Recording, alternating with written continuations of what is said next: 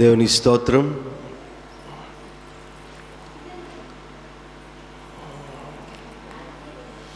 యేసుక్రీస్తు కృప కలిగిన నాలుగులో వందనాలు. మీ అందరికి కూడా వందనాలు. చేతులు చూపించండి అందరూ కూడా, కనిపించట్లే చాలామంది చేతులు. వందనాలు. కూడి వచ్చిన మీ అందరికి వందనాలు. దేవుడి సన్నిధిని సమయాన్ని పోగొట్టుకున్నటువంటి వారికి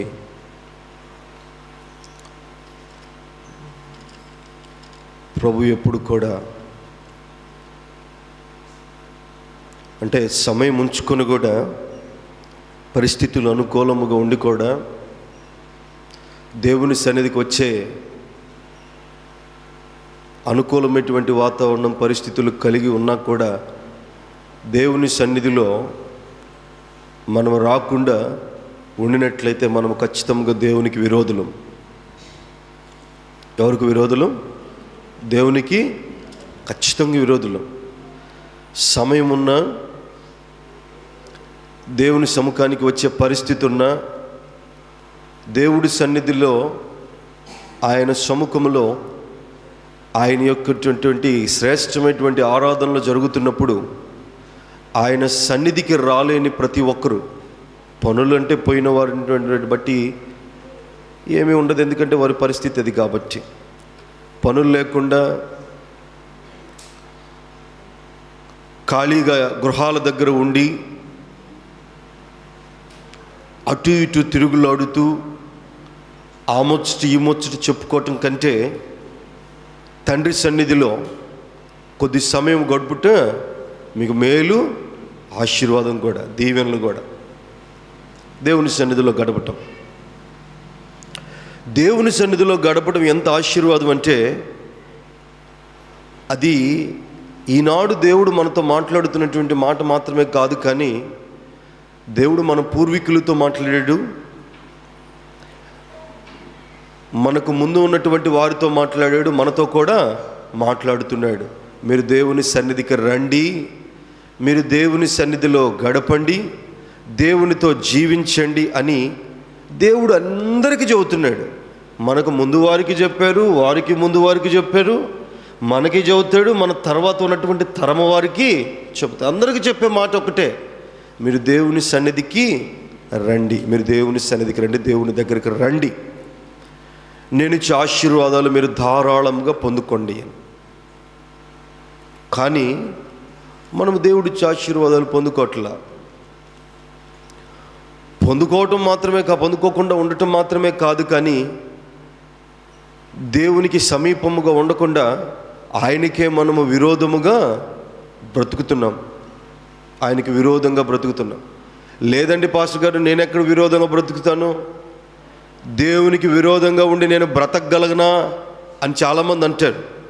దేవుడు అంటే నాకు భయం అండి, దేవుని సన్నిధి అంటే నాకు గౌరవం అండి, సేవకుడు అంటే నాకు ఎక్కడ లేనటువంటి గౌరవం అండి, మీకు విరోధముగా ఆయనకు విరోధంగా మేము బ్రతకలేమండి అని మన మనసులో అనుకోవటం కాదు. కానీ తగిన సమయంలో, ఉన్న సమయంలో మీరు లోకంలో బ్రతకకుండా దేవుని సన్నిధిలో బ్రతకగలిగినప్పుడే దేవునికి మీరు ఇష్టలు అవ్వడానికి వీలు పడుతుంది. దేవుని సన్నిధిలో ఉండాలి. వాక్యం అంటది, ద్వితీయోపదేశ కాండము 11వ అధ్యాయము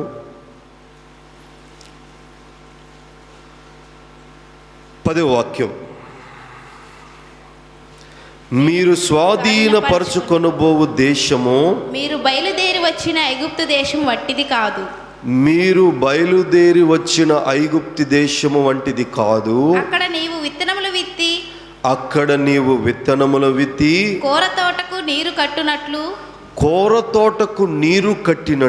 నీ కాళ్ళతో నీ చేలకు నీరు కట్టితివి, మీరు నది దాటి స్వాధీనపరచుకొనుటకు వెళ్ళుచున్న దేశము కొండలు లోయలు గల దేశము. ఏ దేశమట? కొండలు లోయలు దేశం, కొండలు లోయలు దేశం. దేవుని బిడ్డలకు ప్రభువారు సెలవిస్తున్నటువంటి మాట, మీరు ఐగుప్తు దేశంలో ఉన్నప్పుడు మీరు నీళ్లు కట్టకపోయినా పొలాలు పండేవి. ఒకవేళ నీళ్లు కట్టిన సమృద్ధిగా నీళ్లుండేవి. మీరు నీళ్ళ కోసం ఎదురు చూసే పరిస్థితులు మీకు ఎక్కడ కూడా అక్కడ కానరాదు. మీ కాళ్ళతో కూడా నీళ్లు పక్క తోటలకు పంపించినటువంటి సమయం ఉంది. కానీ ఇప్పుడు నేను మిమ్మల్ని తీసుకొని వచ్చే దేశము రాళ్లతో ఉంటుంది, లోయల్లో రాళ్లతో నింపబడుతూ ఉంటుంది. ఎక్కడ ఉంటుంది? రాళ్లలో, లోయల్లో ఉంటుంది ఆ దేశం. కానీ ఆ రాళ్ల వెనక, ఆ లోయల వెనక పాలు తేనెలు ప్రవహిస్తూ ఉంటుంది ఆ దేశంలో. వాక్యం బాగా వినాలి. మీకు మొదటిగా రాళ్ళు, లోయలు కనబడతాయి. ఆ రాళ్ళు, లోయలు కానీ మీరు సేద్యపరుచుకొని నేను చెప్పినటువంటి ప్రతి మాటను కానీ మీరు పట్టుకొని వాటిని జాగ్రత్తగా కానీ మీ హృదయంలో ఉంచుకొని ఆ మాటలను బట్టి కానీ మీరు నడుచుకొని ఉంటే ఈ రాళ్ళు, లోయలు వెనక మీకు పాలు తేనెలు ప్రవహించు దేశము మీకు ఉంటుంది. శ్రేష్టమైనటువంటి ఆహారం మీకు కనబడుద్ది. శ్రేష్టమైనటువంటి ఫలాలు మీకు వస్తాయి. దీవెనకరమైనటువంటి స్వాస్థ్యము మీకు దొరుకును అంటున్నాడు. మీరు ఐగుప్తులో ఉన్నప్పుడు మీ కళ్ళకు మొదటిగా శ్రేష్టమైనవి కనబడతాయి. కానీ వాటి వెనక మీకు బానిసత్వం అనేటువంటి భయంకరమైనటువంటి స్థితి మీకు ఉంటుంది. మీకు కనబడేది మాత్రమే శ్రేష్టమే, కానీ దాని వెనుక బానిసత్వం ఉంది. కానీ నేను నడిపించు ఈ దేశంలో మీకు మొదట రాళ్ళు, రప్పలు, లోయలు ఉంటాయి, అగాధం ఉంటుంది. కానీ దానిని కానీ మీరు ఓపికగా సేద్యపరుచుకుంటుంటే దాని వెనుక మీకు ఆశీర్వాదము దాగి ఉంది.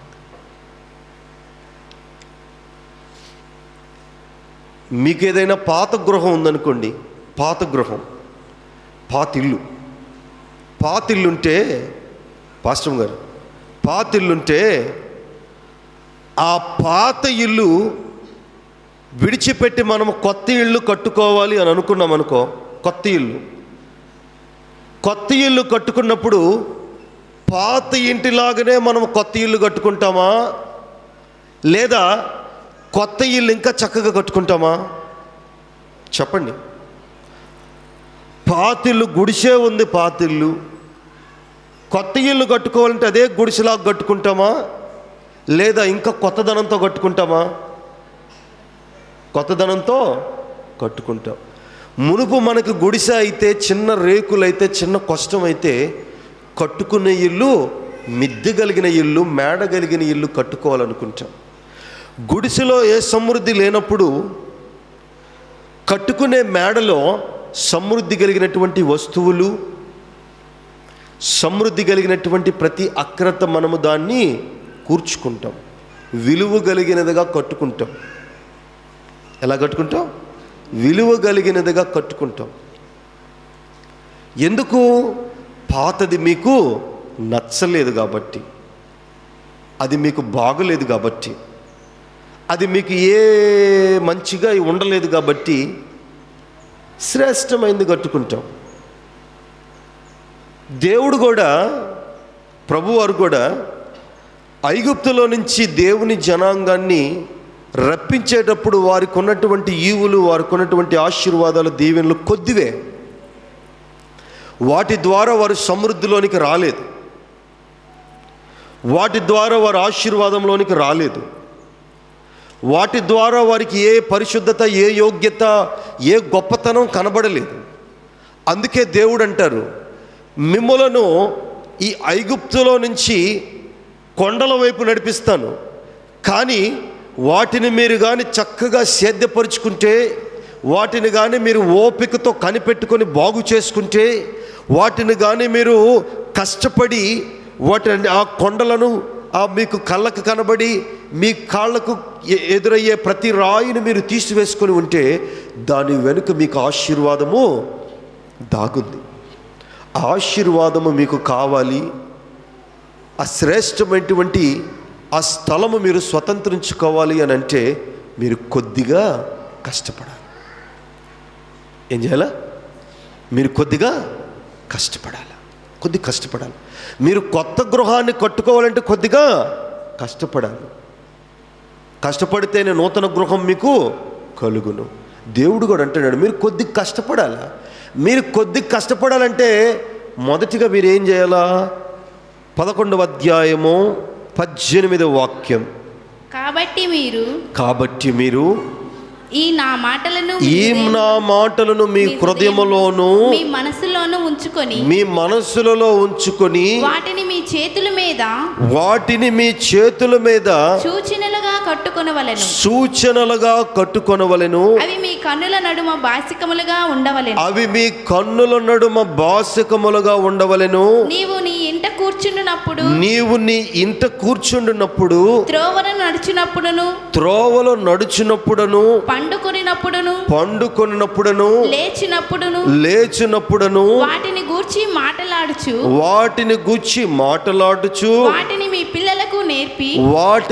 పిల్లలకు నేర్పి నీ ఇంటి ద్వారబంధముల మీద నీ గౌనుల మీదను వాటిని వ్రాయవలెను. అలాగు చేసిన ఎడల యెహోవా మీ పితరులకు ఇచ్చేదనని ప్రమాణము చేసిన దేశమును మీ దినములను మీ సంతతి వారి దినములను భూమికి పైగా ఆకాశము నిలుచునంత కాలము విస్తరించు. చాలు. దేవుడు సెలవిస్తున్న మాట, మిమ్మల్ని ఆశీర్వదిస్తాను, మిమ్మల్ని ఫలింపు చేస్తాను, మిమ్మల్ని ఒక్కరిని కూడా వదిలిపెట్టను, ఎవరిని విడిచిపెట్టను, ఎవరిని ఎడబాయను. ప్రతి ఒక్కరికి మీ కుటుంబానికి నేను ఏ మేలు చేస్తానని ప్రమాణం చేశానో ఆ ప్రతి మేలు ప్రతి ఆశీర్వాదం నేను మీకు ఇస్తాను. ఇచ్చే దేవుణ్ణి నేను, ఇవ్వకుండా మరిచిపోయే దేవుణ్ణి కాదు, అందరికి ఇస్తాను. మరి నేను మీ అందరికీ మీరు అడిగిన ప్రతి ఒక్కటిని మీకు కావాలి, మీకు ఇవ్వాలి అని అంటే నేను చెప్పింది మీరు చెయ్యాలి. నేను చెప్పింది చెయ్యాలి. నేను చెప్పినది మీరు చేస్తేనే మీకు ఇస్తా. నేను చెప్పినది మీరు చేయకపోయినా మీకు ఇస్తా. దేవుడు కొన్నిసార్లు అంటాడు మరలా, నేను చెప్పినది మీరు వినకపోయినా ఇస్తా. ఎన్నిసార్లు ఇస్తా? ఒకసారి ఇస్తా, 2 సార్లు ఇస్తాను, 3 సార్లు ఇస్తాను. మీరు నా ప్రియ బిడ్డలు కాబట్టి 10 మార్లు కూడా నేను ఇస్తా. అయినను కూడా మీరు నేను చెప్పినది చెయ్యని ఎడల మిమ్మల్ని కొడతా. ఎలాగ కొడతా? రోగాలతో కొడతా, బాధలతో కొడతా, ఇబ్బందులతో కొడతాను, ఇదిగో భయంకరమైనటువంటి సమస్యలతో కొడతాను. అయినను కూడా మీరు నా మాటలు వినకపోయిన ఎడల మిమ్మల్ని తడతా. ఎలాగ తడతా? దేవుడు ఉన్నాడని వాక్యము ద్వారా మిమ్మల్ని ప్రతి మారు మీ హృదయాన్ని తడతా. ఉగ్రతల గురించి, దేవుడి యొక్క పెట్టే ఆ బాధల గురించి వాక్యం ద్వారా ప్రతిసారి మీరు వాక్యం వినప్పుడల్లా వాక్యం మీతోనే మాట్లాడుద్ది. ఇది చివరి గడియ, చివరి సమయం మీకు అదే. వాక్యం ప్రతిసారి మీ హృదయంతో మాట్లాడుతుంది అని అంటే దేవుడు మిమ్మల్ని తడతాడు అని మీరు అర్థం చేసుకోవాలా. ఇదిగో నేను పాపంలో నిండిపోయాను, దేవుడు మాటలకు దూరమై వెళ్ళిపోయాను. ఎన్నిసార్లు దేవుడు 10 మార్లు దేవుడు నాకు ఆశీర్వాదాలు ఇచ్చినా నేను మర్చిపోయాను. అయినను కూడా దేవుడు నన్ను తడుతున్నాడు, ఆయన మాటల ద్వారా నా హృదయాన్ని తడుతున్నాడు అని చెప్పే ప్రతిసారి, సేవకుడు చెప్పే ప్రతి వాక్యం ప్రతి వారం నీకే నిన్ను తడుతున్నట్టే ఉంటుంది, నిన్ను కొడుతున్నట్టే ఉంటుంది, నిన్ను కొడుతున్నప్పుడు అప్పుడు నీ జ్ఞానం కలగాల. ఇదిగో నేను చివరి స్థితిలోకి వచ్చాను, ఈ దేవుడు నన్ను తడుతున్నాడు, వాక్యం సేవకుడు ద్వారా నాకు చెబుతున్నాడు, ఈ వాక్యం నా కోసమే అని నీవు కానీ గ్రహిస్తే నిన్ను ఇక నేను మొత్తడం అంటే పోయిన వారం చెప్పా. తట్టడం అంటే ఏంటి? తట్టడం అంటే నిన్ను పరీక్షలో ఉంచుతున్నాడు, నీకు వాక్యం ద్వారా బుద్ధి చెబుతున్నాడు. మొత్తడం అంటే నిన్ను చంపడం. ఏమిటి? నిన్ను చంపడమే. తట్టడం అంటే రోగాలు బారిన పడినప్పుడు ఇబ్బందులు పెడతా ఉంటాడు ఆయన. నువ్వు దేవుడికి ఇష్టంగా బ్రతకకపోతే, ఆర్థికంగా, ఆరోగ్యపరంగా ఇబ్బందుల స్థితిలో నిన్ను తడతా ఉంటాడు దేవుడు. వాక్యం నీకు అనిపించింది నాతోనే మాట్లాడుతుంది, నాతోనే వాక్యం మాట్లాడుతుంది అని అనిపిస్తుందంటే దేవుడు నిన్ను ప్రశ్నిస్తున్నాడు, దేవుడి దగ్గరికి నిన్ను రమ్మంటున్నాడు. అది నువ్వు తెలుసుకొని దేవుడి దగ్గరికి వస్తే దేవుడు నిన్ను మొత్తడు. నీవు గమనించాలి వాక్యాన్ని, వినాలి వాక్యాన్ని. వింటే నీకు అర్థమైంది. దేవుడు ఏమంటున్నాడు? నీకు రాళ్ళగల స్థలం వైపుకు నిన్ను నడిపిస్తున్నాను, కానీ ఆ రాళ్లను చూసి నువ్వు భయపడవద్దు. నేను ఎక్కడ వీటిని సేద్యపరుచుకోవాలా? ఈ కొండను, ఈ లోయను నేను ఎక్కడ బాగు చేసుకోవాలా? అగాధం వలె ఉందే, దీన్ని నేను ఎక్కడ పరిశుభ్రపరుచుకోవాలా? వీటిని పరిశుభ్రపరుచుకోవాలి, సేద్యపరుచుకోవాలంటే సమయం అంతా కూడా సరిపోద్దే. ఇక్కడ నేను ఎక్కడ బ్రతకాలా? నేను ఎక్కడ నా కుటుంబాన్ని వృద్ధిలోనికి తెచ్చుకోవాలా? నా కుటుంబానికి ఎక్కడ భోజనం పెట్టుకోవాలా అని మీరు అనుకోవద్దు.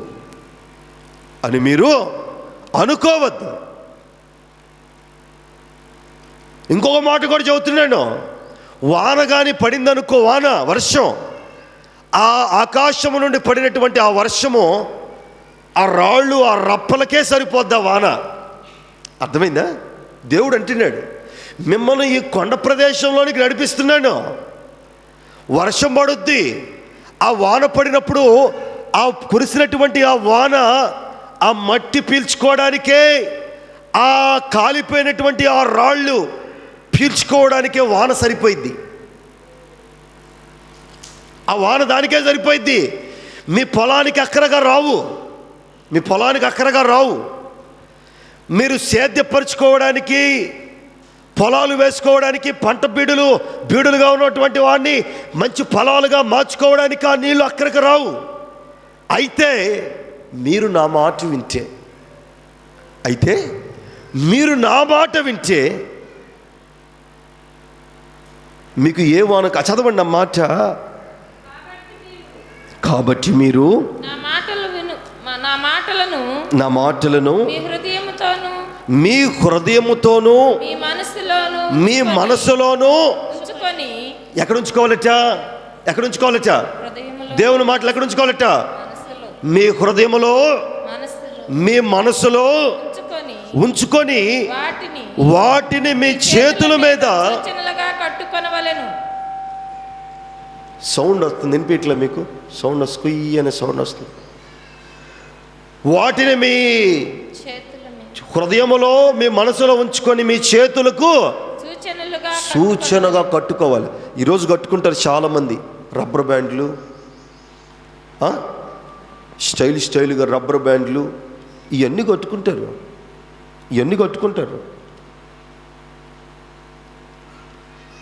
వాటి వల్ల ఏ ఉపయోగం ఉందా? ఏమైనా ఉపయోగం ఉందా?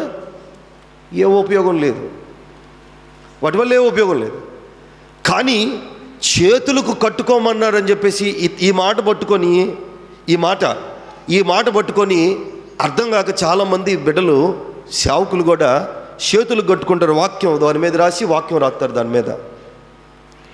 ఏంద్రా బ్యాండ్రా, ఏం బ్యాండ్రా ఇదంటే వాక్యం ఉంది కదన్నా. చేతి మీద కట్టుకోమని అంటే బాసికం వలె పెట్టుకోమంటే బాసికం పెట్టుకోమనా? చేతుల మీద కట్టుకోమంటే చేతుల మీద కట్టుకోమనా? చేతుల మీద కట్టుకున్న, తలకు కట్టుకున్న, మెడకు కట్టుకున్న, తగిలించుకున్న ఏ ఆశీర్వాదమో రాదు. మనసులో ఉంచుకోవాలా, హృదయంలో ఉంచుకోవాలా. బైబిల్ తల కింద పెట్టుకున్నంత మాత్రాన బైబిల్లో ఉన్నటువంటి వాక్యం మన మనసులో ఉంటుందా? ఉండదు. బైబిల్లో ఉన్న వాక్యము, దేవుని మాటలు మన మనస్సులో ఉంచుకుంటేనే ఆశీర్వాదము, దీవెనలు. ఆశీర్వాదం, దీవెనలు. దేవుడు అన్నాడు వారితోటి, మీరు వెళ్ళే స్థలము కొండల స్థలము, దాని మీద వాన సరిగా కురిసినా అది పీల్చేస్తుంది. అయితే మీరు నా మాటలు కానీ లక్ష్య పెట్టి, నా మాటలు కానీ మీరు మీ మనస్సులో, మీ హృదయంలో ఉంచుకుంటే మీకు తొలకరి వర్షం కురిపిస్తాను. దేవుని స్తోత్రం, హల్లెలూయా. తొలకరి వర్షం, తొలకరి వర్షం. ఆ తొలకరి వర్షము నేను మీకు కురిపించి, ఇదిగో బండలో ఉన్నటువంటి ఆ ప్రదేశాన్ని మీకు సులువుగా అసలు మీరు అనుకోవచ్చు, ఇవి నేను బాగు చేయలేను, ఇవి నేను సేద్యపరచలేను, ఇవి నేను పొలము చేయలేను, ఇవి ఈ బండ లాంటి మనుషుల మధ్య నేను ఉండలేను, ఈ ముళ్ళకంప లాంటి కుటుంబాల్లో నేను జీవించలేను, ఇదిగో ఈ భయంకరమైనటువంటి అగాధమైనటువంటి సంఘాలలో, గ్రామాల్లో, పట్టణాల్లో ఈ మనుషుల మీద నేను సంచరించలేను అని మీరు అనుకోవాల్సినటువంటి అక్రత లేదు. నా మాటలు కానీ మీరు వింటే, ఇదిగో బలరక్కసి చెట్ల మధ్య ఒల్లి పద్మము ఏ రీతిగా వికసించి పరిమళాన్నిచ్చి చక్కగా కనబడుద్దో, నేను మిమ్మలను ఆ బండరాళ్ళ మధ్యలో నుంచి ఆశీర్వాదాన్ని కొని తీసుకొని వస్తాను. దేవుని స్తోత్రం, హల్లెలూయా. బలరక్కసి చెట్లు ఎలాగుంటాయట? బలరక్కసి ముళ్ళు, పెద్ద పెద్ద ముళ్ళు, అవి పెద్ద పెద్ద ముళ్ళు. ఆ ముళ్ళు మధ్యలో ఒల్లి పద్మం ఎదుగుద్దట.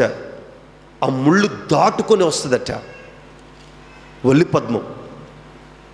అది చక్కగా వస్తుందట పైకి. అందరూ అనుకుంటారట, చూసే వాళ్ళందరూ కన్నులు కనిపిస్తుందట, ఇవన్నీ కూడా బలరక్కసి మొక్కలు, ఇవన్నీ ముళ్ళకంపు కదా, దీంట్లో నుంచి దాటుకొని ఈ పద్మం ఈ పువ్వు ఎలాగొచ్చింది ఈ పువ్వు రాలేదు కదా, ఎలాగొచ్చింది అని అనుకుంటారట. కానీ దేవుడి యొక్క కృప దాని మీద ఉంది కనుక, దేవుని యొక్క బయట పిల్లలు ఎవరో బాగా గోల్ చేస్తున్నారు.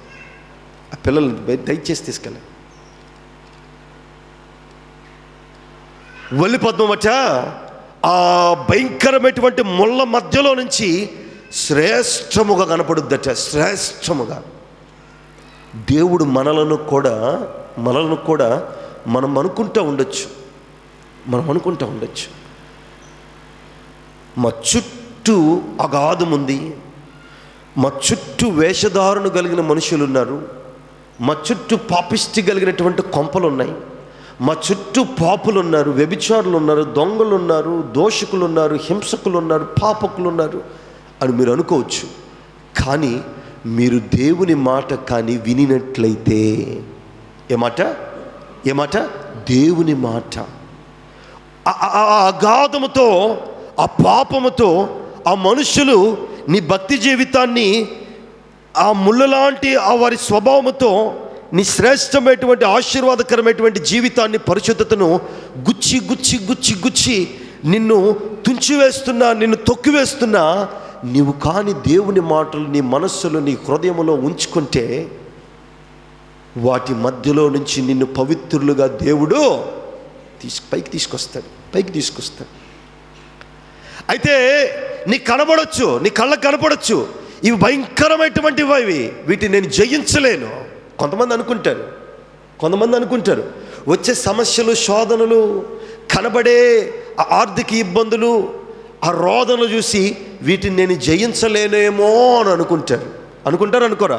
వీటిని నేను జయించలేనేమో, ఇన్ని భారాలు, ఇన్ని బాధలు నేను ఎక్కడ జయించేది? నా ఒక్కదాని వల్ల, నా ఒక్క కుటుంబం వల్ల ఏమవుతుంది అని అనిపిస్తుంది కొన్నిసార్లు.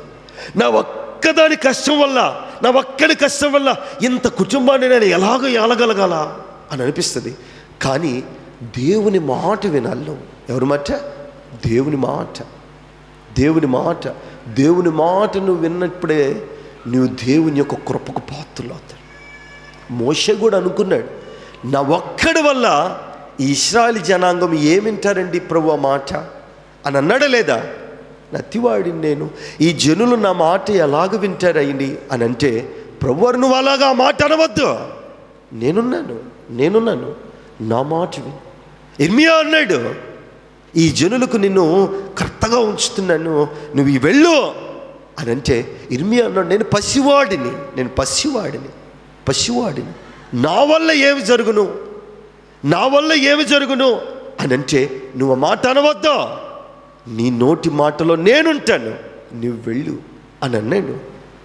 వారు భక్తులు దేవుని మాటకు లోబడ్డారు గనుకనే, వారు దేవుని యొక్క మాటలను తూచా తప్పకుండా పాటించారు గనుకనే వారు ముండ్ల పొదల్లో ఉన్న వారు దేవుడిని ఆశీర్వదించి, ఇదిగో ముళ్ళ పొదల్లో నుంచి బలరక్కసి చెట్లలో ఉన్నటువంటి అనుభవాలకు వారికి ఉన్నా కానీ ఇదిగో వల్లి పద్మము వలె వారు వికసించారు.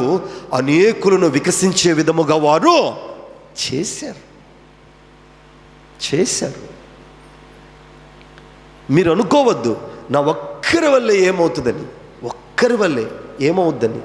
మీ ఒక్కరి వల్లే ఆశీర్వాదం మీకు దొరుకుతుంది. మీ ఒక్కరి వల్ల అనేకులకు ఆశీర్వాదం రావచ్చేమో, మీ ఒక్కరి వల్ల అనేకులకు లేదా నీ కుటుంబానికి దీవెన కలగొచ్చేమో, నీ ఒక్కరి వల్ల నీ కుటుంబం అంతా మారు మనసులోనికి రక్షణలోనికి రావచ్చేమో. ఇశ్రాయేల్ జనాంగం కూడా అనుకుంటున్నారు, ఈ ప్రభువారేంటి మమ్మలను ఆ ఐగుప్తు దగ్గరే ఉంచొచ్చు కదా, అక్కడైతే చక్కగా నీళ్లు ప్రవహిస్తున్నాయి, ధాన్యం పండుతుంది, మేము ఏ కష్టం చేయకుండానే మాకు సమృద్ధి కలుగుతుంది అని వారు అనుకుంటున్నారట. ఎవరు? దేవుని బిడ్డలు అనుకుంటున్నారట. కానీ ప్రభువారు ఏమంటున్నారు, మీరు క్షణికమైనటువంటి సంతోషాన్ని, క్షణికమైనటువంటి ఆనందాన్ని మీరు చూస్తున్నారు, కానీ దాని వెనుక మీరు ఎంత ప్రయాసపడుతున్నారు మీకు తెలుసా?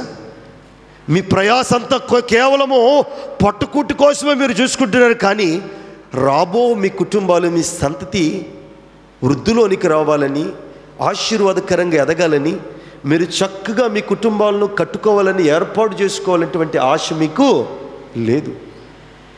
ఏ పూటకు ఆ కూడు, ఏ పూటకు ఆ పూట పొట్ట నిండితే సరిపోతుంది అని అనుకుంటున్నారు, కానీ ఆ పొట్ట నిండటానికి మీరు ఎంత కష్టపడుతున్నారో మీకు అర్థం కావట్లా. దేవుడు అన్నాడు ఇదే మాట, మీకు అర్థం కావట్లా.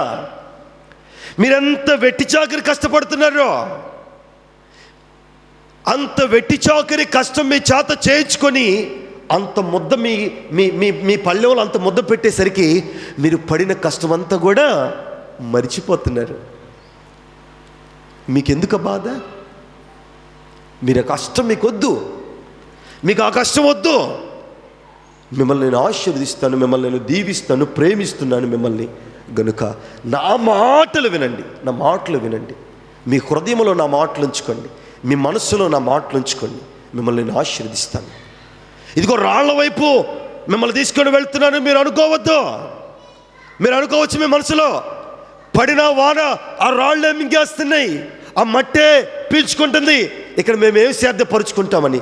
మీరు నా మాటలు మీ హృదయంలో ఉంచుకుంటే, మీ పూర్ణముగా మీ హృదయంలో ఉంచుకుంటే, తొలకరి వర్షాన్ని నేను మీకు కురిపిస్తాను. తొలకరి వర్షాన్ని మీరు కొద్దిసేపే శ్రమపడండి. ఐగుప్తులో మీరు శాశ్వత కాలం శ్రమపడ్డారు, కానీ మీరు ఏది ఒక పైసా కూడా మీరు సంపాదించుకున్న పరిస్థితి మీకు లేదు. మీ సంపాదన అంతా కూడా వారు వృద్ధి చేసుకోవడానికి, వారు కుటుంబాలు పెట్టుకోవడానికి, నగరాలు కట్టుకోవడానికి, రత్నరాశులు కూడబెట్టుకోవడానికి సరిపోయేది, కానీ మీకేది కూడా కలగటానికి వీలు లేదు. నేను ఇస్తాను మీకు, నా మాటలు వినండి అని ఇశ్రాయేలు ప్రజలను, దేవుని బిడ్డలను ఆయన ఆ పాలు తేనెలు ప్రవహించే దేశానికి తీసుకొని వెళుతూ ఉంటే వీరు అంటున్నారట, వీరు ఈ రాళ్ల దగ్గరికి మమ్మల్ని తీసుకొని వచ్చాడు, ఈ లోయల్లో మమ్మల్ని నడిపిస్తున్నాడు. కమ్మగా ఆడుంటే బాగుండు, మేము ఆడుంటే ఎంత బాగుండు. దేవుని బిడ్డలు, దేవుడు ఆశీర్వాదాన్ని ఇస్తానంటే చేతులారా కాళ్ళతో తన్నుతుంటారు. దేవుడు ఇస్తాడు ఆశీర్వాదం, ఇస్తానంటే కాళ్ళతో తన్నే వాళ్ళు ఉన్నారు. దేవునికి సరిగా కృతజ్ఞతాస్తుతులు చెల్లించక, ప్రభువును సరిగా వేడుకొనక, విశ్వాసముగా ప్రభువు దగ్గరికి రాక అయోగ్యులుగా మార్చబడినటువంటి వారు అనేకులు ఉన్నారు. ఒక సేవకుడి దగ్గరకు ఇద్దరు విశ్వాసులు వచ్చారట. ఇద్దరు విశ్వాసులు దేనికి వచ్చారు అని అంటే, వారికి పంట పొలాలు ఉన్నాయి, ఇద్దరికి పంట పొలాలు ఉన్నాయి. కానీ వారికి ఆ పంట పొలాలు సాగు చేసుకోవడానికి నీళ్లు లేవట. ఏం లేవట? నీళ్లు లేవు. ఇద్దరికి కావలసిన పంట పొలాలు ఉన్నాయి, కానీ వాటిని పండించుకోవడానికి నీళ్లు లేనప్పుడు సేవకుడి దగ్గరకు వచ్చారు, అడిగారట, అయ్యగారు మరి మాకు పొలాలు ఉన్నాయి, వాటిని సాగు చేసుకోవడానికి బాగు చేసుకోవడానికి పొలం వేసుకోవడానికి నీళ్లు లేవు, మరి అక్కడ ఎన్నిసార్లు బోర్ వేసినా నీళ్లు పడట్లేదు, మరి మీరు ఏం చేయమంటారు అని సేవకుడి దగ్గరికి వచ్చి అడిగినప్పుడు సేవకుడు అన్నాడట, ఉపవాసం ఉండి ఇరు కుటుంబాల గురించి ప్రార్థన చేసి ఉపవాసం ఉండి ఒక 2 రోజులు బిడ్డల గురించి, వారు బ్రతికేదా పంట పొలం మీద కాబట్టి విశ్వాసులు కాబట్టి ప్రార్థన చేశాడట. 2 రోజులు ఉపవాసం ఉండి ప్రార్థన చేసి ఒక కొబ్బరి నూనె బాటిల్ చెరొకటి ఇచ్చాడట. ప్రార్థన చేసి చెరొక కొబ్బరి నూనె బాటిల్ ప్రార్థన చేసి ఇచ్చాడట. మీరు వెళ్ళి బోర్లు వేయండి, ఒకవేళ బోర్లు కానీ వేస్తుంటే ఆ పైన ఆ మూత తీసి ఈ కొబ్బరి నూనెను దాంట్లో వేయండి అని 2 డబ్బాల కొబ్బరి నూనె ప్రార్థన చేసి వారిద్దరికి ఇచ్చారట. వారిద్దరు కూడా విశ్వాసంతోనే వారిద్దరు వచ్చిన సేవకుడి దగ్గరికి వచ్చారు. విశ్వాసంతోనే ఆ కొబ్బరి నూనె 2 బాటిళ్ళు చెరొకటి పట్టుకొని వారు పొలంలోనికి వెళ్ళారు. మోకాళ్ళు వేశారు, ప్రార్థన చేశారు. ప్రార్థన చేసిన తర్వాత ఇద్దరు, అతని పొలంలోనికి అతను వెళ్ళాడు, ఇతని పొలంలోనికి ఇతను వెళ్ళాడు. ఇద్దరు మోకాళ్ళుండి ఆ బోరులో ఆ కొబ్బరి నూనెను విశ్వాసంగా కళ్ళు మూసుకొని దేవునికి స్తోత్రం అని చెబుతూ ఆ కొబ్బరి నూనె మొత్తం డబ్బాలో ఉన్న ఆ కొబ్బరి నూనె అంతా పోసి మరలా దానికి మూత పెట్టి ఇంటికి వచ్చారు. పాస్టర్ గారి దగ్గరికి మరుసటి రోజు వచ్చారు. పాస్టర్ గారు, మీరు చెప్పినట్లే ఆ కొబ్బరి నూనెను ఆ బోరు బావులు వేసాము, మరి ఇప్పుడు ఏం చేయమంటారు? ఇదిగోయా, నేను మరలా ప్రార్థన చేస్తున్నాను మీ ఇద్దరికి, మీరు వెళ్ళి ఇప్పుడు ఆ మోటార్లు వేయండి, మీకు నీళ్లు పడతాయి అని అంటే, వారు కూడా విశ్వాసంగా సేవకుడు చెప్పినటువంటి మాటను బట్టి వెళ్ళారు. ఇద్దరు మోటార్లు వేశారట. అదేం ఆశ్చర్యమో, నీరు చుక్కలేదు, దాంట్లో నీరు చుక్కలేదు. ఎంత లోతుకు బోరు వేసినా నీళ్లు పడట్లేదు. ఎందుకంటే ఆ ప్రదేశంలో నీరు పడే పరిస్థితి లేదు. అది పైరు ప్రదేశం కాదు, బీడు ప్రదేశం, నీళ్లు పడే ప్రదేశం కాదు. అయితే ఎప్పుడైతే సేవకుడి యొక్క మాట విని వారిద్దరు వెళ్ళి వారి పొలంలోనికి ఆ మోటార్ స్విచ్లు వేశారో వెంటనే నీళ్లు సమృద్ధిగా వచ్చేట. దేవుని స్తోత్రం, హల్లెలూయా. నీళ్లు సమృద్ధిగా వచ్చేట. ఎంత ఆశ్చర్యం అండి! ఆశ్చర్యమా కాదా? అంటే కనీసం 4 గింజలు కూడా పండినటువంటి ఆ ప్రదేశంలో నీళ్లు లేవు కదా. అదేమైనా ఒక జానుడు స్థలంలో ఉన్నటువంటి మొక్కలున్న లేకపోతే పంట ఉన్న ప్రదేశం కాదు. ఒక బకెట్ వచ్చి తడిపితే పంట రావడానికి ఎకరాలు నీరు సమృద్ధిగా కావాలి. అయితే వారు వేసిన వెంటనే నీరు సమృద్ధిగా వచ్చేట. ఆ వచ్చిన తర్వాత వారు చక్కగా పొలం వేసుకున్నారు, పంటలు వేసుకున్నారు, పంట పొలాలు వేసుకున్నారు, అన్నీ వేసుకున్న తర్వాత వారు సమృద్ధిగా వచ్చినాయి. వారి పంట పొలాలలో ఒక్కొక్కరికి వడ్లు 200 బస్తాలు మనిషికి వచ్చినాయి అట. ఎన్ని బస్తాలు? 200 బస్తాలు. 200 బస్తాలు వస్తే దానిలో ఒకడు మాత్రం, నా పొలంలో ఏ పంట పండల, ఎన్నో సంవత్సరాలు ప్రయాసపడ్డాను, ఏ పంట పండల. ఎప్పుడైతే సేవకుడి దగ్గరికి వెళ్ళి దేవునికి మొర్ర పెట్టుకొని ప్రార్థన చేసుకొని ఆ కార్యం నేను చేశానో ఆ కొబ్బరి నూనె తీసుకొచ్చుకొని దాంట్లో పోసుకొని నేను ఆ పొలం పనులు స్టార్ట్ చేశానో వెంటనే నాకు 200 బస్తాలు పండినాయి అని ఆ 200 బస్తాలు సేవకుడి ఇంటి దగ్గరికి తీసుకొచ్చాడట. అక్కడికి సేవకుడి ఇంటికి తీసుకొచ్చాడట. రెండోవాడు అసలు ఆ 200 బస్తాలు తేకుండా ఏమి తేకుండా సేవకుడికి ఒక 100 రూపాయలు కానుకిచ్చాడట. ఎంత? ఒక 100 రూపాయలు కానుకిచ్చాడట. మొదటోడు ఏం చేశాడు? 200 వడ్లు బస్తాలను సేవకుడు తెచ్చాడు. రెండోవాడు ఏం చేశాడు? 100 రూపాయలు కానుకిచ్చాడు. అసలు దేవుడే కనికరించకపోతే ఈ రెండోవాడికి ఈ వడ్లు వచ్చాయా? యథావిధిగా పొలము ఖాళీగా ఉండేది, దాంట్లో ఏ పైరు ఉండేది కాదు. అయితే సేవకుడు అడిగాడట, మరి రెండోవాడు ఏడి అని. అంటే రెండోవాడు 100 రూపాయలు తీసుకొచ్చి ఇచ్చిన తర్వాత సేవకుడు అలాగనే ఆ 100 రూపాయలు చేతిలో పెట్టుకొని ఈ మొదటిగా వచ్చి 200 బస్తాలు ఇచ్చినోడు ఉన్నాడు కదా, వాడికి ఆ 100 రూపాయలు ఇచ్చాడట. ఇది రెండో వాడు ఇచ్చిన 100 రూపాయలు ఈ మొదటి వాడికి ఇచ్చి, అయ్యా ఈ 100 రూపాయలు తీసుకొని సంతోషంగా వెళ్ళు అని అంటే ఆ మొదటి వాడు సంతోషంగా వెళ్ళాడు. మరలా రెండవ కారులో రెండవసారి పంట వేసుకున్నప్పుడు 400 బస్తాలు వచ్చినాయట. ఈసారి మొదటివాడు పంట వేస్తే పంటంతా కూడా నాశనం అయిపోయిందట. ఏమైపోయింది? పంటంతా నాశనం అయిపోయింది.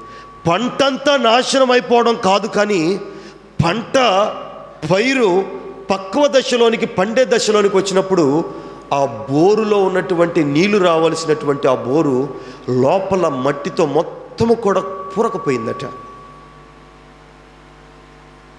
ఇది వాస్తవంగా ఒక ఊర్లో జరిగినటువంటి సంఘటన. ఆ సేవకుడే మన రాలిసిన పాస్టర్ గారు.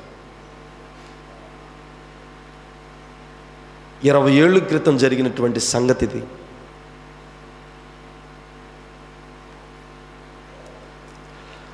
మొదటివాడేమో 200 బస్తాలు తీసుకొచ్చి ఇచ్చాడు, పండని దానిలో, నీళ్లు రాని దానిలో. రెండవ వాడు 100 రూపాయలు తీసుకొచ్చి ఇచ్చాడు సేవకుడికి. ఆ 100 రూపాయలు మరలా మొదటి వాడికి ఇచ్చినప్పుడు వాడు 400 బస్తా మరుసటి కాపులో తెచ్చుకున్నాడు. కానీ రెండవ వాడు ఆశతో దేవుని సన్నిధికి మొదటిగా విశ్వాసముకు వచ్చినటువంటి విశ్వాసము రెండవసారి కనబడలేదు గనుక పూర్ణముగా యోగ్యతను పోగొట్టుకున్నాడు. దేవుడు తీసేశాడు. ఎందుకు ఈ మాట చెబుతున్నాను అని అంటే, దేవుని బిడ్డలకు స్వాస్థ్యాన్ని ఇస్తానంటున్నాడు ప్రభువారు. మీరు కొండలకు లోయలను చూసి మీరు భయపడవద్దు, వాటి వెనుక పాలు తేనెలు ప్రవహించే దేశము మీకు, శ్రేష్టమైనటువంటి స్వాస్థ్యమైనటువంటి దేశము మీకుంది. మీరు ఐగుప్తులో ఉన్నప్పుడు మీరు ఏ కష్టము పడకుండా నీళ్లను మీ కాలుతోనే నీళ్ళు కట్టారేమో. నీళ్లు కడతారు కదా పొలాలకి, మీ కాళ్ళతోనే కట్టారేమో, అంత సమృద్ధిగా నీళ్ళు ఉన్నాయేమో. కానీ ఇక్కడ మీకు నీళ్లు లేవని మీరు సేద్యం చేయటం మానుకుంటారేమో. మానుకోమాకండి. మీరు కష్టపడడం మానుకుంటారేమో. మానుకోమాకండి. మీరు ఎక్కడ శ్రమ పడాలి? మా జీవితకాలం సరిపోయింది శ్రమ, ఇక మేమేమి తింటాం అని మీరు అనుకోమాకండి. మీరు శ్రమ పడేది, మీరు కష్టపడేది కొద్దిసేపే. మీరు నా మాటలు గైకోనండి. నేను చెప్పినటువంటి మాటలు మీ హృదయంలో, మీ మనసులో కానీ ఉంచుకున్నట్లయితే మీకు ఆశీర్వాదాలు ధారాళంగా ఇస్తాను. కొదువు లేకుండా ఇస్తాను. మీ బేళ్లను వృద్ధి చేస్తాను, మీ పాడి పంటలను వృద్ధి చేస్తాను. మీ కష్టానికి తగిన శ్రమను తీసివేసి ఆశీర్వాదాన్ని ఇస్తాను, సుఖాన్ని మీకు దయచేస్తాను. మీరు నా మాటలు వినండి. ఇదిగో బలరెక్క చెట్ల మధ్య మిమ్మల్ని వల్లిపద్మలే వికసిస్తాను. మీరు సేద్యపరచుకోనండి, తొలకరి వర్షాన్ని మీకు కురిపిస్తాను అని అంటూ ఉంటే ప్రభువారు కానీ వీరేం చేస్తున్నారు? విన్నారు ప్రభువారి మాట, విన్నారు, వారి మనసులో ఉంచుకున్నారు, వారి హృదయంలో ఉంచుకున్నారు, బాస్కం వలె కట్టుకున్నారు, చేతిలో కట్టుకున్నారు, హృదయంలో ఉంచుకున్నారు, వెళుతున్నా ఉంచుకున్నారు, ఉంటున్నా ఉంచుకున్నారు, పడుకున్నా ఉంచుకున్నారు. ఎంతవరకు ఉంచుకున్నారు? వచ్చిన సమృద్ధి పొందుకునేంత వరకు ఉంచుకున్నారు. కానీ సమృద్ధి ఒక్కసారి పొందిన తర్వాత మరలా దేవుడి దగ్గరకు రావడం మర్చిపోయారు. సేవకుడి దగ్గరకు రావడం మర్చిపోయారు. దేవుడి సన్నిధికి రావడం మర్చిపోయారు. దేవుడిచ్చినది మొత్తం పొందుకొని విర్రవీగుతున్నారు, సంతోషిస్తున్నారు. విర్రవీగుతున్నారు, సంతోషిస్తున్నారు.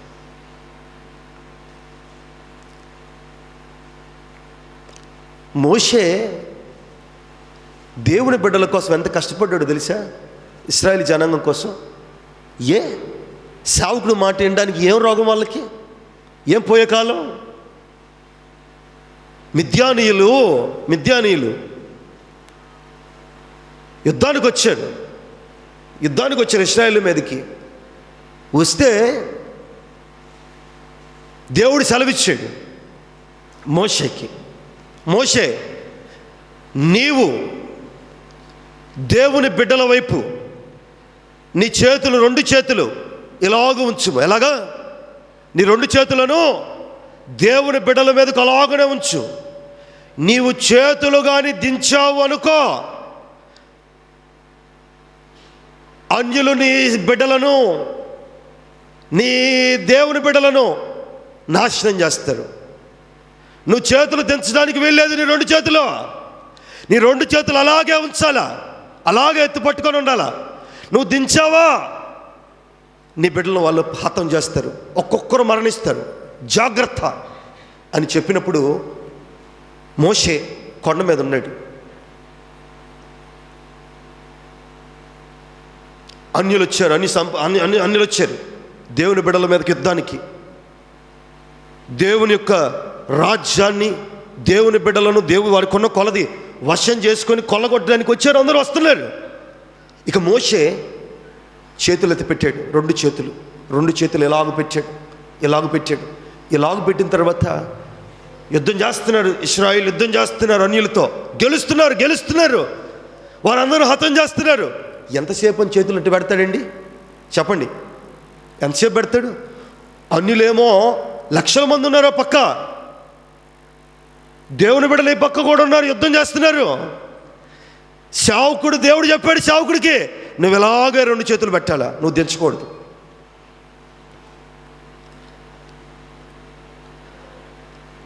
మోషే చేతులు నొప్పులు వచ్చి అలాగ దించుతున్నప్పుడు అన్యులు వచ్చి దేవుని బిడ్డలను హతం చేస్తున్నారు, మరలా పెంచుతున్నాడు. ఇక చేసేది ఏం లేక కొంతమంది విశ్వాసులు మోషే చేతులు దించుతుంటే దేవుని బిడ్డలు చనిపోతున్నారు, అన్యులు హతము చేస్తున్నారు అని రాళ్ళు తీసుకొచ్చి ఆ చేయి కింద ఈ చేయి కింద రాళ్లను ఎత్తిపెట్టుకొని మోషే చేతులు ఇదిగో ఉదయకాలం మొదలుకొని సాయంత్రం సూర్యుడు అస్తమించేంత వరకు, ఎందుకంటే అస్తమించిన తర్వాత యుద్ధం చేయడానికి వీలు లేదు, అస్తమించేంత వరకు అలాగనే చేతులు ఉంచాడండి. అలాగనే చేతులు ఉంచాడు, రాళ్ల మీద అలాగనే ఉంచాడు. చేతులు స్వచ్ఛబడిపోయి ఉంటాయి ఆ దినాన సేవకుడికి. ఎందుకు సేవకుడికి అంత బాధ, ఎందుకంత ప్రయాస? ఎవరిని బట్టి? దేవుని బిడ్డలను బట్టి ప్రయాస. అంత ప్రయాస ఎందుకు? దేవుని బిడ్డలు ఎక్కడ నాశనం అయిపోతారో, ఎక్కడ హతమైపోతారో, ఎక్కడ పాడైపోతారో, ఎక్కడ అన్యులు ఎక్కడ వారిని హతం చేస్తారని తన చేతులను దింపలేదండి సూర్యుడు అస్తమించేంత వరకు. ఇది నాయకుడికున్నటువంటి లక్షణం, సేవకుడికున్నటువంటి విశ్వాసం.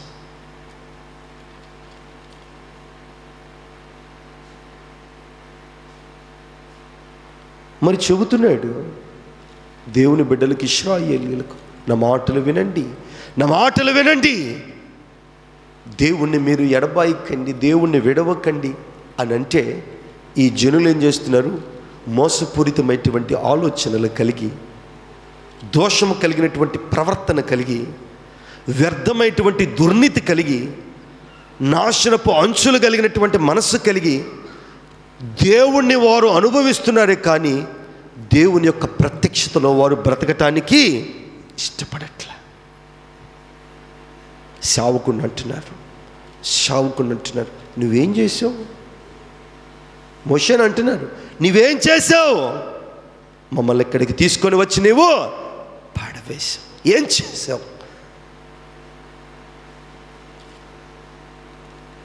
దినమంతా తన 2 చేతులు అలాగే ఎత్తి పట్టుకున్నప్పుడు ఆ సేవకుడి యొక్క ప్రాణం ఎటెళ్ళిపోయి ఉంటుంది. ఆ ప్రయాస విశ్వాసకుందా? ఏ విశ్వాసకైనా ఉందా? ఉంటుందా? లేదు.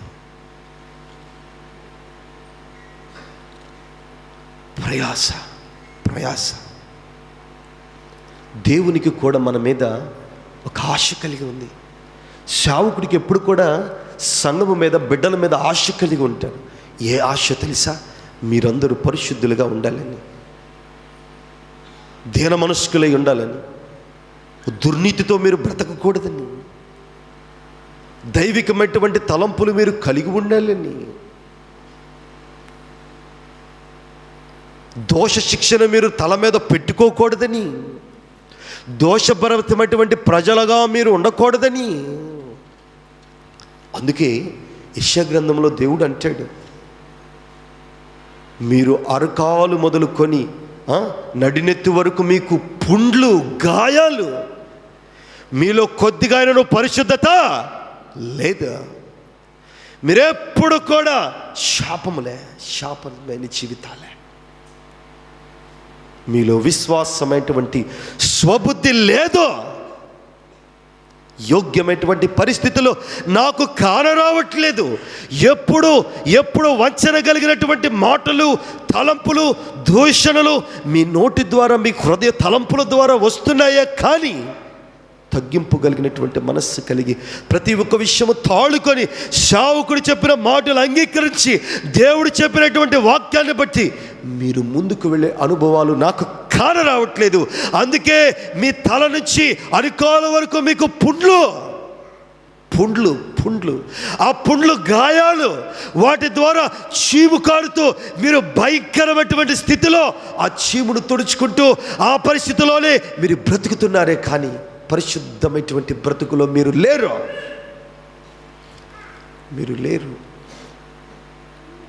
మీ మధ్య కొండలు, భయంకరమైనటువంటి ఆ ముళ్ళ లాంటి స్వభావం కలిగిన మనుషులు మీ మధ్య ఉన్నా వారిని తుంచివేసి దేవుడు వారిని అణగద్రొక్కుతాడు. నీలో విశ్వాసం, దేవుడు మాటలుంటే మీరేం చేస్తున్నారు? ఆ ముళ్ళ వలె బ్రతుకుతున్నారు. బలరక్కసి చెట్ల మధ్య వల్లిపద్మం ఏ రీతిగా పైకి వస్తుందో ఆ రీతిగా మీరు రావట్లేదు. ఆ ముళ్ళ మధ్య మీరు అణిగిపోతున్నారు. ఆ ముళ్ళ మధ్య మీరు ఇరుక్కుపోతున్నారు. పైకి రావట్లేదు అని అంటే మీరు కూడా వారి స్వభావము మీరు కలిగి ఉన్నారు. ముళ్ళ లాంటి స్వభావం కలిగి ఉన్నారు. మీరు అలాగుండకూడదు. దేవుని బిడ్డలు అలాగుండకూడదు. దేవుని బిడ్డలు ఆ రీతిగా బ్రతకకూడదు. దేవుని బిడ్డలు విశ్వాసులుగా బ్రతకాల.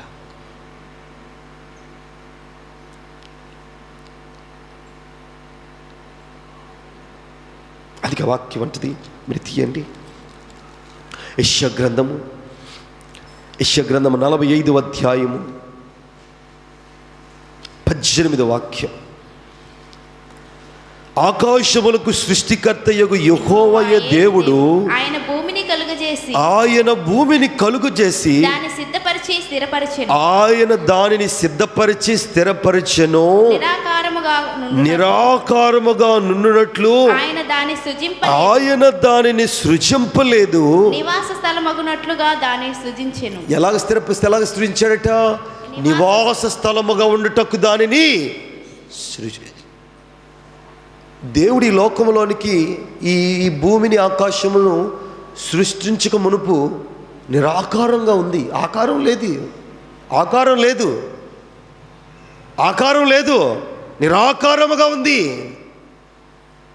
ఎప్పుడైతే దేవుడు దినాలు కలుగు చేసి దేవుడు ఒక్కొక్క దానికి పేరు పెట్టి ఆయన మాట చొప్పున కలుగు చేశాడో అప్పుడు ఒక్కొక్కటిగా మారిపోయింది. ఆయనకి నచ్చినట్లు, ఆయన కలిగినట్లు, ఆయనకి ఇష్టం వచ్చినట్లు. ఇవన్నీ దేవుడు ఎందుకు మన కోసం ఏర్పాటు చేశాడు? నిరాకారముగా ఉన్న ఈ భూమిని, ఈ ఆకాశమును ఆకారముగా చేసి దానిని స్థిరపరిచి బలపరిచింది దేనికోసం? నిన్ను బలపరచడానికి, నిన్ను స్థిరపరచడానికి, నిన్ను వృద్ధిలోనికి తేడానికి. ఇవన్నీ నీకోసమే. పాలు తేనెలు ప్రవహించే దేశం ఎవరి కోసం? నీకోసమే, మీకోసమే. అవి మీకు కావాలని. అవి మీకోసం ఎందుకు? మీరు వెట్టి చాకిరి చేయకూడదని, మీరు ఫలించాలని, భూమిని నిండించాలని, వృద్ధి కలుగాలని, వృద్ధి కలుగు చేసుకోవడం కాదు, కలిగించాలని అనేకులకు అని మీకోసం ఆయన ఏర్పాటు చేస్తే మీరేం చేస్తున్నారు? అమ్మో, ఇంత భయంకరమైనటువంటి లోయను ఎక్కడ సేద్యపరుచుకోవాలా? ఇంత కొండరాళ్ళని నేను ఎక్కడ బాగు చేసుకోవాలా? ఇలాంటి మనుషుల మధ్య నేనెలాగా ఉండాలా అని అనుకుంటారు. కొంతమంది అంటారు తల్లులు, ఇక నేను చేయలేనన్న ఈ కాపురం నా వల్ల కాదు, ఇక ఈ మనిషి కాడ నేను ఉండలేనన్నా, ఈ మనిషి బాగుపడ్డు, వెళ్ళిపోతా, ఇంకొద్దు నాకు ఇది, మా అమ్మకాడికి పోతా. ఈ పిల్లలు ఉన్నారంటే ఈ పిల్లలు వాళ్ళ నాన్న పక్కే ఉంటారు, నా పక్క ఒక్క మాట మాట్లాడరు, పనికి మాలిన పిల్లలు. నాకు బొట్ల ఇల్లు అని అంటుంది ఒక తల్లి, నాకు బొట్ల. ఇక ఎవరికి పుట్టినట్టు? ఇక అంటే ఎవరికి పుట్టినట్టు? మా అమ్మకాడికి పోతా, నా వల్ల కాదు అనింది ఒక అమ్మాయి. మొన్న ఈ మధ్య 4 రోజుల క్రితం, నేను మా పుట్టింటికి పోతానన్నా, ఇక నాకు వద్దన్న ఈ బాధ. లేచిన కానించి కొడుతున్నాడు, రాత్రి లేదు పగలు లేదు, కొడతానే ఉన్నాడన్నా. ఇంకొద్దన్నా, నేను పోతాను. యాడికి పోయినా ఇప్పుడు నీ తల్లింటికి పోతే 2 రోజులు పెడతారు, 3 రోజులు పెడతారు, 4వ రోజు ఆ తల్లింట్లో అన్నదమ్ముడు ఒకడు ఉన్నాడు అనుకో, వాడికి ఒక పిల్లం ఉంది, వాడికి ఒక భార్య ఉందనుకో, 4 రోజులు కొత్త చుట్టం ఎంతసేపు చూసుకుంటావు?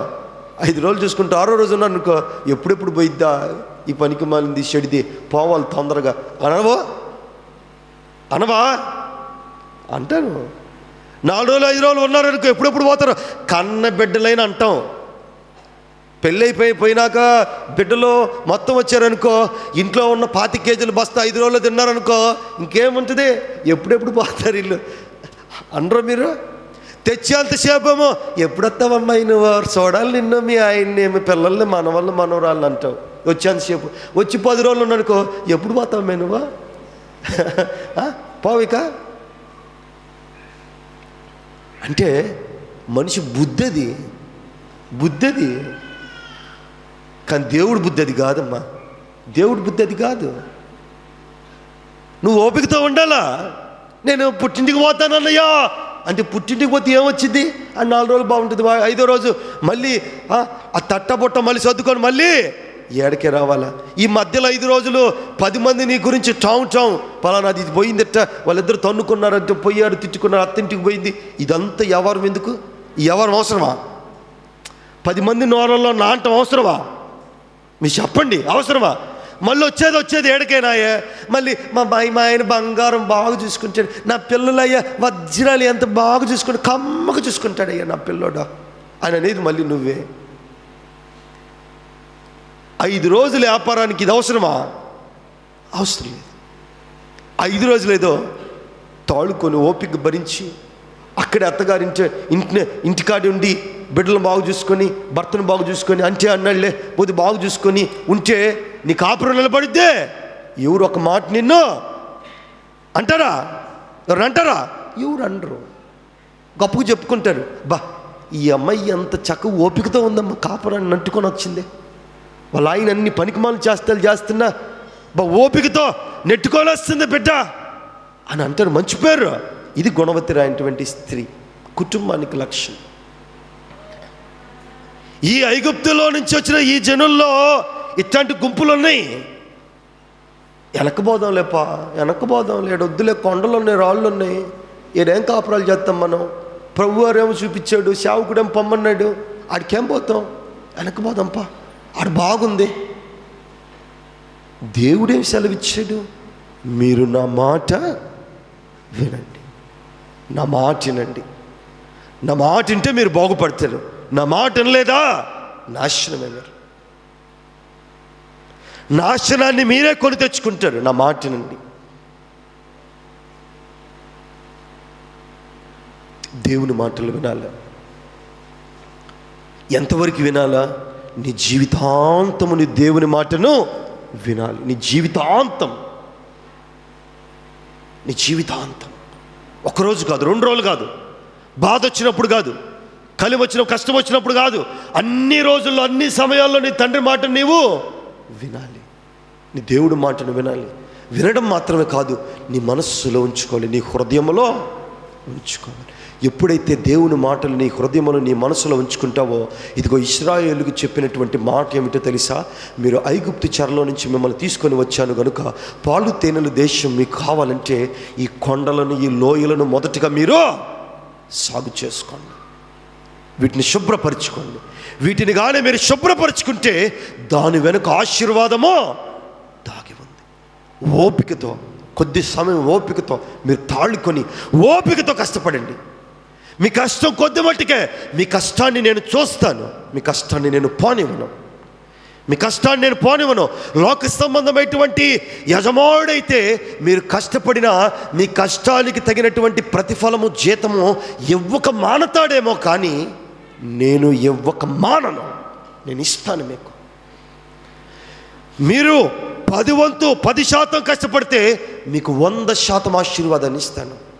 లోక మనుషులు ఎవ్వరెవరో, మీరు చేసే పని 100 రూపాయల పని అయితే మీకు 1000 రూపాయల ఆశీర్వాదాన్ని ఇస్తాను. మీరు చేసే ఉద్యోగం 10,000 రూపాయల ఉద్యోగం అయితే మీకు 50,000 రూపాయల ఆశీర్వాదం ఇస్తాను. మీరు కట్టుకునే ఇల్లు చిన్నదైతే దానిలో మీకు సమృద్ధి పెద్దదిగా మీకు కలుగు చేస్తాను. మీరు చదువుకునే చదువు మీ జ్ఞానానికి తగినది కొద్ది చదువే అయితే మీరు విశ్వాసముగా నా మాటలు వింటే ఆ చదువులో దీవెనలు విస్తారముగా కుమ్మరిస్తాను. ఎవరు ఈ మాటలు చదువుతాడు? ఎవరు చదువుతారు ఈ మాటలు? ఎవరైనా చదువుతారు? మనకే దేవుడు మాత్రమే చదువుతాడు. ఆ మధ్య ఎప్పుడో మొన్న క్రిస్మస్ సీజన్లో ఇటుకరాయి కోతకు పిలిచాడట ఒక యజమానుడు సంఘంలో ఒక బిడ్డని. ఇటుకరాయి కోతకి ఒక కుటుంబాన్ని. దేనికి? ఇటుకరాయి కోతకి. ఆ మేస్త్రి అన్నాడట, రే నువ్వు రారా, నేను చూసుకుంటానన్నీ, నీ భార్యకి నీకు ఏ కొదువు లేకుండా చూసుకుంటాను రా అని అన్నాడట. వాళ్ళు పోయారట కలవకుర్తి ఇటుకరాయి కోతకి, భార్య భర్తలు. యాడికి? కలవకుర్తి. హైదరాబాద్ కాడ ఉంటుంది కలవకుర్తి. ఇటుకరాయి కోతలు అక్కడ ఎక్కువ. కలవకుర్తికి వెళ్ళారట. ఆడికెళ్ళినాక గుడి చేశాడంట, గుడి చేశాడంట మేస్త్రి, అన్ని ఇచ్చాడట, నెల పని చేశాడట. నెల అయిపోయిన తర్వాత ఈడికేదో అవసరం వచ్చిందట. ఎవడికి? ఈ పోయినోడికి. మేస్త్రి ఒక 10,000 డబ్బులు ఇవ్వంటే, రే నీకు గుడి చేశాను, సామాన్లు ఇచ్చాను, వచ్చే నెల ఇస్తాలా అన్నాడట. 2వ నెల కూడా చేశాడట. 2 నెలలు కట్టాడ, రూపాయి ఇవ్వలేదట. ఇక వాళ్ళు ఏం చేశారు తెలుసా? భార్య భర్తలు కొట్టుకొని ఇంటికి వచ్చారు. ఎందుకు? ఎప్పుడు వచ్చారు? ఆడికి వచ్చారు. భార్య భర్తలు కొట్టుకొని ఇంటికి వచ్చారు. డబ్బులు లేవు, 2 నెలల వ్యర్థం, సమయం పోయింది, దినాలు అయిపోయినాయి, అప్పులు దన్నుతున్నారు. ఇదంతా ఎందుకు జరిగింది? ఇదంతా ఎందుకు జరిగింది? వాడెవడో పిలిచాడని పోయావు. ప్రార్థన చేసుకొని పోయావా? దేవుని బిడ్డలు ప్రార్థన చేసుకొని పోవాలేదా? చేసుకొని పోవాలేదా? ప్రార్థన చేసుకొని పోవాలా? మీరు చేయు ప్రతి పనిలో దేవుడు సెలవిచ్చిన మాట అదే ఇశ్రాయేలుకి, మీరు చేయు ప్రతి పనిలో నన్ను మీరు జ్ఞాపకము చేసుకోండి, జ్ఞాపకం చేసుకోండి.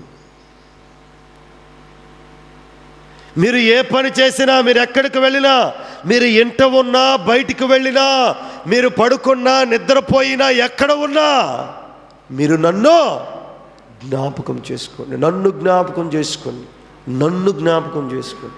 మరి మీరు దేన్ని జ్ఞాపకం చేసుకొని మీ పని చేస్తున్నారు? ఏమి జ్ఞాపకం చేసుకుంటున్నారు మీరు?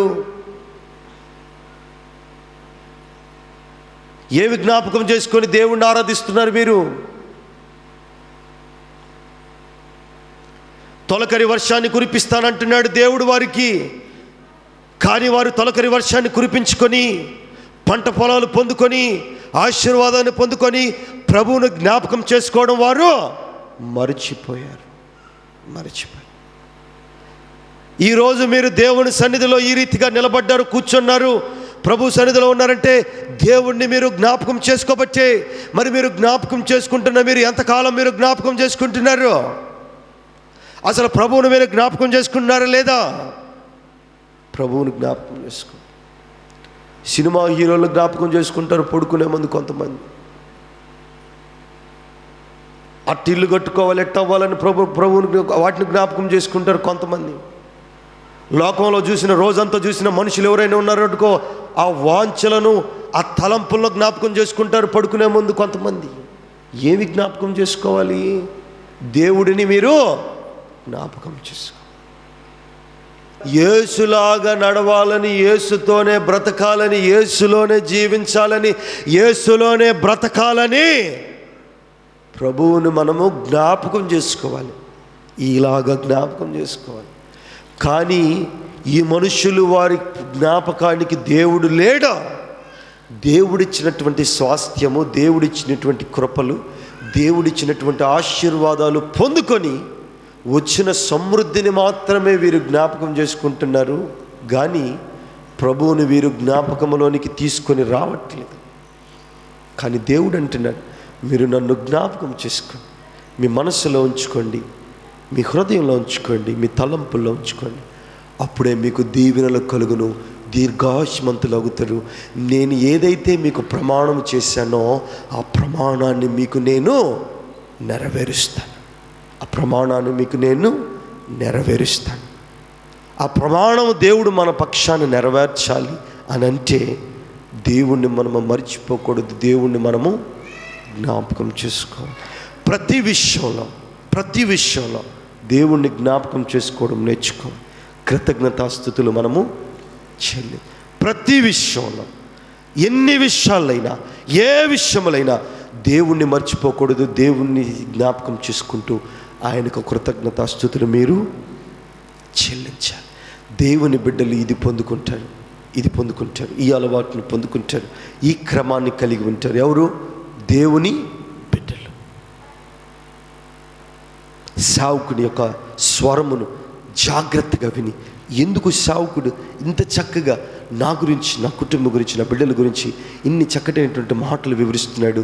నా భక్తి జీవితం, నా విశ్వాసం గురించి, సంఘక్షేమాభివృద్ధి గురించి. ఏ సేవకుడైనా సంఘక్షేమమునే కోరుకుంటాడు, కానీ సంఘము పాడైపోవడమో కోరుకోడు. క్షేమాభివృద్ధి దానికోసం పాటుపడతాడే కానీ, దాన్ని వృద్ధిలోనికి తెచ్చుకుంటాడే కానీ, దాన్ని పాడు చేసేవాడు సంఘ కాపరి కాదు. మీరు సేవకుడి మాటలు బాగుగా విని, దేవుని మాటలు మీ హృదయంలో ఉంచుకొని, మీరు దేవుని కోసము ముందుకు వస్తూ దేవుని యొక్క మాటలు జ్ఞాపకం చేసుకొని మీ హృదయాల్లో ఉంచుకొని దేవుని కోసం మీరు తపన కలిగి ఉన్నట్లయితే దేవుడు తప్పక మిమ్మల్ని ఆశీర్వదిస్తాడు. ఆశీర్వదించడం మాత్రమే కాదు, కానీ మీరు అడిగిన ప్రతి ఈవి దేవుడు మీ పక్షాన ఉంచి, మీ గృహములో ఉంచి, మీ హృదయంలో ఉంచి పక్వ దశలోనికి ముంచి, ఇదిగో బలరక్కసి చెట్ల మధ్య, బలరక్కసి కుటుంబాల మధ్య, లోక సంబంధమైనటువంటి కుటుంబాల మధ్య, ఒడిదుడుకుల మధ్య, పాప సంబంధమైనటువంటి మనుషుల మధ్య మీరు ఉన్నా కానీ వాటన్నిటినీ కూడా దేవుడు తొక్కివేసి మిమ్మల్ని వల్లి పద్రము వలె వికసించడానికి దేవుడు ఇష్టపడతాడు. దేవుని స్తోత్రము. హల్లెలూయా.